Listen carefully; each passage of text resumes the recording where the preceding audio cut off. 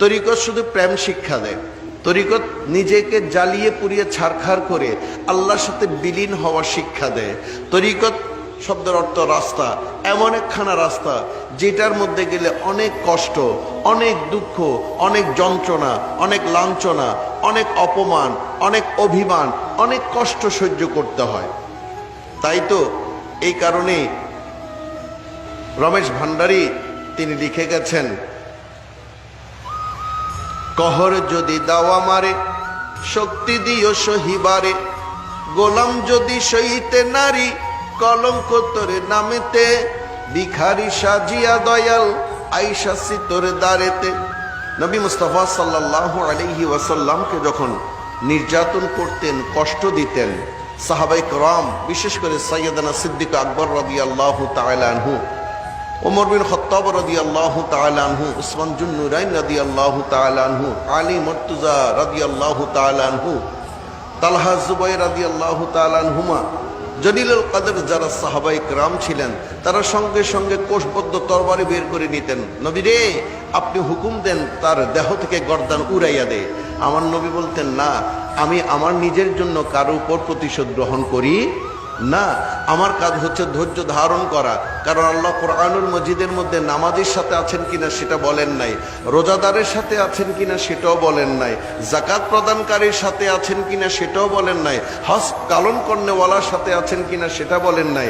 আমার আল্লাহ বলছেন বিসমিল্লাহির রহমানির রহিম, ইন্নাল্লাহা মাআস সাবিরিন, আমি কিন্তু ধৈর্যশীলদের সাথে আছি। সুবহানাল্লাহ।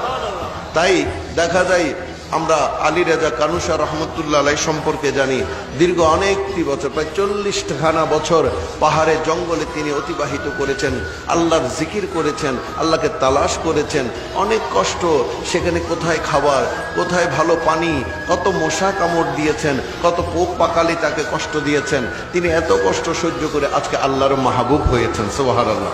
এরকম আরো অনেক আল্লাহর ওলিরা আছেন, ঠিক না বা ঠিক? তাই প্রিয় হাজেরিন, এই কষ্ট তারা পাহাড়ে জঙ্গল যেমন করেছেন, দুনিয়ার জমিনেও অনেক কষ্ট অনেক আল্লাহর ওলি সহ্য করেছেন। নিন্দুকেরা নিন্দা করে, নিন্দা করা স্বভাবে যার, নিন্দা করলে ক্ষতি কি আমার, নিন্দা করলে ক্ষতি কি আমার। কতজন কত নিন্দা করেন এই আল্লাহর প্রত্যেকটা ওলি, শুধু আজ থেকে নয়, ওয়াইজুল কারানির সম্পর্কে আপনি একটু দেখবেন, সেখানেও দেখবেন তাকেও নিন্দা করা হতো, গৌসুল আজম দস্তগীরকে নিন্দা করা হতো, হিন্দুল আলিয়া খাজা গরিবে নওয়াজকে নিন্দা করা হতো। এভাবে প্রত্যেকটা আল্লাহর ওলির শানে কোনো না কোনো একজন নিন্দা করেছেন, কিন্তু সেগুলোকে তিনি তোয়াক্কা করেননি, যেগুলোকে তিনি আউট অফ ইয়ার তিনি কানের বাহিরে রেখেছিলেন। কারণ এগুলোকে ভিতরে ঢোকালে সামনের দিকে অগ্রসর হওয়া যায় না। সত্য বল, সুপথে চল ওরে আমার মন। সত্য এবং সুপথে চলার জন্য আপনার ইস্তেকামত ঠিক থাকতে হবে, ঈমান আকীদা মজবুত রাখতে হবে।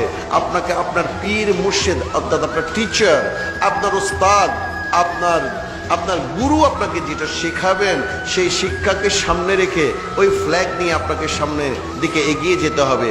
এটাকে বলা হয় তরিকা। আমার মুরিদানদেরকে বলছি, এই তোমরা যদি কলঙ্কের বোঝা বইতে না পারো, এখানে এসছো কেন? এখানে আসলে কলঙ্কের বোঝা বইতে হয়। এখানে আসলে কুলে দিয়াছি কালি, মাথায় কলঙ্কের ডালি, কুলে দিয়াছি কালি, মাথায় কলঙ্কের ডালি, দুহাতে তুলিয়া নিলাম বন্ধুর কারণে, আমি দুহাতে তুলিয়া নিলাম বন্ধুর কারণে। আমার বন্ধু তো মনের দুঃখান গেল না, সহে না জ্বালা পর। এ মোহাম্মদ পাগল, নাউজুবিল্লাহ। এ মোহাম্মদ জাদুকর, নাউজুবিল্লাহ। এ মোহাম্মদ চোর, অনেক কিছু বলেনি। কার জন্য তিনি এত কলঙ্কের বোঝা মাথায় নিয়েছিলেন? আল্লাহকে পাওয়ার জন্য, ঠিক না বা ঠিক? তো আপনিও যদি মালিককে রাজি করতে চান, একটু কলঙ্কের বোঝা মাথায় নিতে হবে না? হবে না? হবে তো। আমার বউ কালো, ট্যাংরা, এদিকে দেখলে ওদিকে, ওদিকে দেখলে এদিকে মনে হয়। তবু আমার বউ, আমি যখন রাস্তায় যাই, আমার বন্ধুরা আমাকে ঠেস গুতা মারতে থাকে, মস্কারা করে, ওই তোর বউ আসছে।